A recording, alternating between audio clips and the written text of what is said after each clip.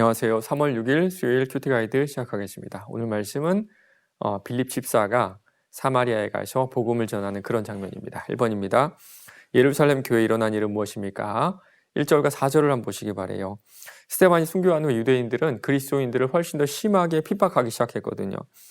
그래서 사도 외에 모든 제자들이 유대 땅과 사마리아 땅에 흩어졌다라고 본문은 기록하고 있어요. 그런데 4절 보면 어떤 일이 이어진 줄 아세요? 그 흩어진 사람들이 두루 다니며 복음의 말씀을 전할 때 1절에서 그리스도인들이 사방으로 흩어지게 되었죠. 여기에 나오는 흩어지다 이 단어는요, 헬라어로 씨앗이라는 단어랑 상당히 깊은 연관이 있거든요. 비록 그들은 흩어졌지만 그 흩어짐이 복음을 세상에 뿌리는 씨앗이 되었던 겁니다. 2번입니다. 복음을 전하기 위해 빌립이 찾아간 곳은 어디입니까? 그곳에서는 어떤 일이 있었습니까? 빌립은 사마리아라는 곳으로 갔어요. 사마리아는 유대 사람들이 좀 혐오하던 그런 지역이었거든요. 그곳에서 복음을 전했는데 복음만, 이 말만 한 것은 아니었고요. 6절, 7절에 이런 내용이 있습니다.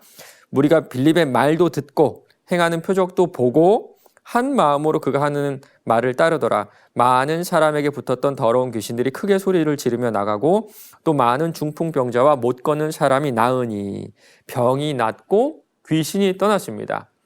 이런 장면은요, 예수님께서 이 땅 가운데 계실 때 하셨던 사역들을 떠오르게 하죠. 흩어진 제자들은요, 병든 자들을 고치고 악한 영들을 쫓아냈던 겁니다. 예수님의 죽으심과 부활을 통해서 사탄과의 영적인 싸움에서 승리하셨음을 보여주고 있어요. 3번입니다. 사마리아의 시몬에게 일어난 일은 무엇입니까? 시몬이라는 사람이 있었는데 이 사람은 마술사였습니다. 어떤 영화에 보면요, 손은 눈보다 빠르다, 이런 유명한 대사가 있는데요. 오늘날의 마술은 대부분 눈속임이라고 할 수가 있어요. 그런데 이 당시 마술은요, 단순히 눈속임만 있었던 것이 아니라 어떤 영적인 힘을 빌려서 그렇게 무언가 신비한 일을 행한 경우가 있었다고 합니다. 주석가들에 따르면 시몬도 어떤 악한 영의 도움을 받아서 마술을 행한 사람이 아니었을까라고 추측을 하거든요. 10절입니다. 낮은 사람부터 높은 사람까지 다 따르며 이르되 이 사람은 크다 일컫는 하나님의 능력이라 하더라. 이 말을 좀 풀면요, 이렇게 할 수가 있어요. 와, 저 사람이 바로 메시아다. 저 사람이 바로 메시아다. 그리고 스스로도 그렇게 좀 여겼던 것 같습니다. 9절에 보면요, 스스로 큰 자, 나는 크다, 나는 좀 다르다, 이렇게 말하고 있죠. 그 지역에 빌립이 가서 복음을 전했고요. 사람들은 빌립을 통해서 나타내는 어떤 표적들을 보고 깜짝 놀랐어요. 아마 시몬도 마찬가지였을 것 같아요.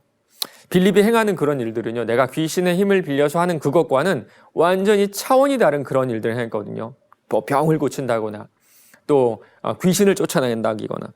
시몬도요, 이 빌립이 전한 예수를 믿고 빌립을 따라다니기 시작했다라고 하는데요. 그런데 좀 미심쩍은 생각을 지울 수가 없죠.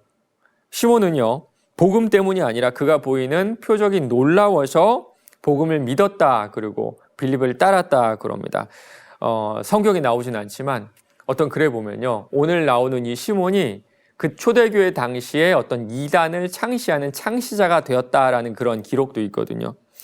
예수님이 행하시는 표적을 보고 그를 따랐던 유대인처럼 이 시몬도 복음을 다 깨닫지는 못했던 것 같습니다. 4번입니다. 빌립이 사마리아에서 복음을 전한 이유가 무엇인지 묵상해 봅시다. 사마리아는 유대인들이 아주 부정하게 여기는 땅이었어요. 옛날에 아시리아가 북왕국 이스라엘을 점령한 후에 쓴 정책이 뭐였냐면요, 민족 간의 통혼 정책이었습니다. 그래서 저쪽에 살고 있던 다른 민족을 북왕국 이스라엘로 사마리아 쪽으로 옮겨놓고요, 이스라엘 사람을 또 그 나라로 이렇게 보내가지고 서로 결혼을 시킨 겁니다. 그러다 보면 자연히 민족적인 정체성이 사라지게 되겠죠. 그래서 실제로도 북왕국 이스라엘에는 순수 혈통을 가진 유대인보다 혼혈인들이 훨씬 더 많았다 그래요. 자연스럽게 종교도 좀 혼합됐겠죠. 남쪽 유다에 살고 있던 스스로를 순수 혈통이라고 여겼던 유대인들이 이것을 상당히 부정하게 여겼던 거예요. 그들은요, 이방인보다 이 혼혈인들을 훨씬 더 부정하게, 안 좋게 생각했거든요. 그래서 사마리아인들을 만나는 것도 부정하다 그러고요, 사마리아 땅을 밟는 것도 부정하다 그랬어요. 그런데 예수님 어떠셨나요? 사마리아에 있는 수가성에 가서 그 불쌍한 여인을 위로하시고 또 당신께서 메시아임을 밝혀주셨죠. 맞습니다. 복음 안에서 높고 낮음은 없어요. 인간이 정한 정함과 부정함도 없습니다. 그 어떤 사람도 하나님의 백성이고 하나님의 사랑을 받아 마땅한 영혼이에요. 복음을 경험한 빌립은 이 사실을 알았기 때문에 주저없이 사마리아로 발걸음을 옮겼던 겁니다. 마지막 5번입니다. 나도 고난 속에서 인생의 큰 전환점을 맞이한 경험이 있습니까? 내가 은혜 안에서 깨트려야 할 편견이 있다면 그것은 무엇인지 생각해 봅시다. 지금 빌립은요, 사마리아로 도망을 쳤죠. 그렇죠?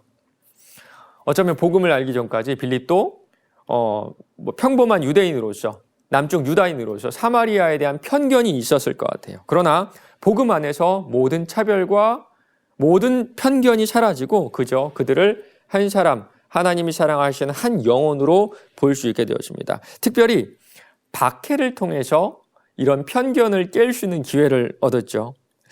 맞습니다. 우리 인생에 찾아온 고난은요, 때로는 복의 씨앗이 되어서 우리 인생에 이렇게 영향을 끼칠 때가 있어요. 큐티책 오른쪽에 오늘의 말씀을 안에 보니까 이런 내용이 있네요. 이처럼 고난은 인생의 큰 전환점을 맞이하게 됩니다. 내가 가지고 있었던 잘못된 편견과 습관이 고쳐지고 오히려 새로운 발걸음을 내딛게 합니다. 혹시 인생의 고난을 겪고 계신가요? 그렇다면 그 고난이 하나님께서 내 인생 가운데 어떤 편견을 깨기 위함이 아닌가, 어떤 선입견이나 습관을 깨거나 바꾸기 위함이 아닌가라는 생각을 한번 해보시기 바랍니다. 좀처럼 깨질 수 없는 나의 고정관념, 습관적인 죄를 멈추기 위함은 아닐까요? 오늘 하루도 고난이 복의 씨앗이 된다는 사실을 깨달으시고 이 사실을 믿고 스스로를 돌아보시는 저와 여러분 되시기 바랍니다.